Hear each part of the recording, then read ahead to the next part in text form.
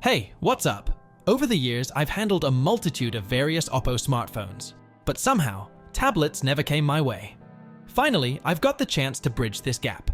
And today, we're reviewing the Oppo Pad Neo. It's a versatile mid-range model with an interesting design and excellent sound. Let's get started. I'll begin with the exterior. We have a grey thin body with pronounced curves, making it comfortable to hold. Nothing digs into your palm. Most of it is made of metal. The main visual difference from competitors is the glossy strip on top. It's either plastic or glass. And there's a large round design for the rear camera. No questions about the build quality. It's solid, well made. And as for fingerprints, it's all good, except maybe for that glossy strip. Speaking of practicality, I also got my hands on the separately sold branded case. It protects the tablet and doubles as a stand. Thanks to magnets, the tablet securely snaps into one of 3 positions. Let's walk around the edges. On the top side, there's a microphone and volume buttons. The bottom edge is empty. Moving to the sides, one has a USB-C port and a second microphone. The other has a power button and a SIM card tray.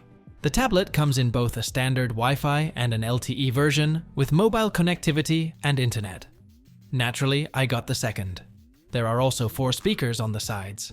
Sure, you don't expect miracles from a mid-range tablet, but the sound turned out to be simply fabulous. Dense, voluminous, you can even make out some bass. This is clearly not just a simple speaker for ticking a box.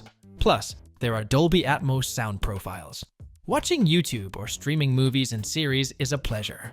From the front, it's a tablet as usual. A screen and a front camera in the upper frame. The screen is simply good, high quality.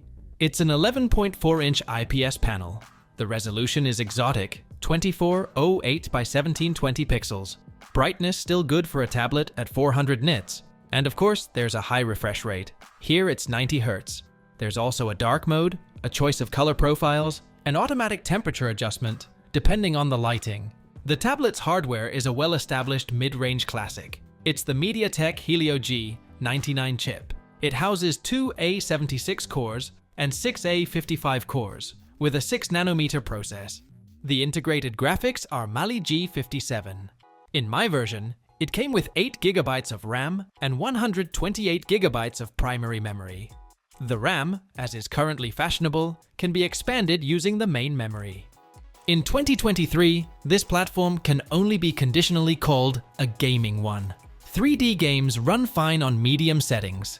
It's not a Snapdragon 870, but for everyday tasks like social media reading and video viewing, there's plenty of power to spare.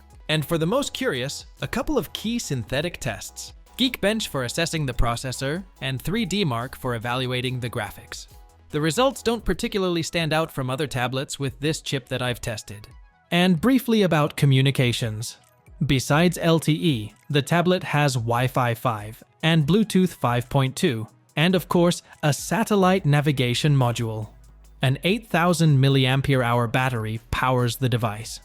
It lasts for about 14 hours of internet surfing or video viewing, which is quite good. Then there's a small nuance.